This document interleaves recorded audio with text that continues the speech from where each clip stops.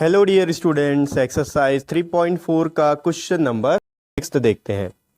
Question number 6 में बोला है a number is divisible by 12। कोई एक नंबर है जो 12 से डिविजिबल है।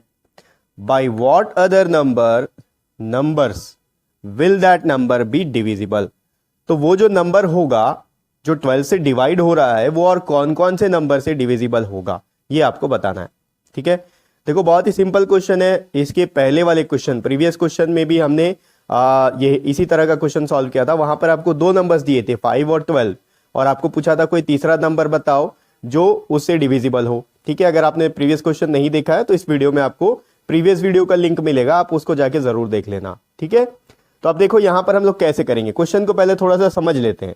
देखो ये कोई एक नंबर है, अब ये नंबर 12 से डिविजिबल है, कंप्लीटली डिविजिबल है, यानी कि जो रिमाइंडर आएगा वो आपका 0 आएगा।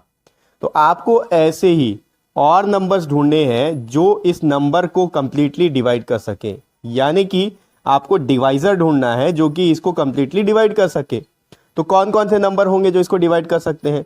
वो नंबर्स होंगे जो 12 के फैक्टर्स होंगे। 12 के फैक्टर्स इसको डिवाइड कर सकते हैं। इसका बेस्ट एग्जांपल देखो, अगर मान लो आपके पास कोई नंबर है 36 और आपको बोला है कि ये जो नंबर है ये 6 से डिविजिबल है, और आपको ये पूछे कि ये कौन कौन से नंबर से और डिवाइड हो सकता है, तो आपको पता है कि कोई भी नंबर अगर 6 से डिवाइड हो रहा है तो वो 3 और 2 से भी डिवाइड होगा, है कि नहीं? 2 से डिविजिबल होगा। देखो 36 2 से डिविजिबल है, 36 3 से भी डिविजिबल है। अगर दोनों से डिविजिबल होता है तो हम बोलते हैं 6 से भी डिविजिबल है। 36 और भी दूसरे टेबल में आता होगा, दूसरे टेबल से भी डिवाइड होता होगा। ठीक है, तो इसी तरह से 6 के जगह आपको 12 दिया है, 36 के जगह कोई एक नंबर है, और आपको बोला है कि आप बाकी के नंबर्स फाइंड आउट करो।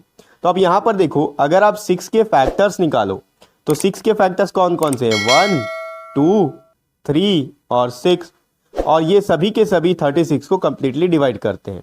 तो कॉन्सेप्ट बहुत सिंपल है, आपको क्या करना है, 12 के फैक्टर्स ढूंढने हैं। जितने भी 12 के फैक्टर्स होंगे वो सारे के सारे इस नंबर को कंप्लीटली डिवाइड कर सकते हैं। ठीक है, तो मान लो मैं लिखता हूं यहां, देखो फैक्टर्स ऑफ 12 आर। कौन कौन से होते हैं 12 के फैक्टर?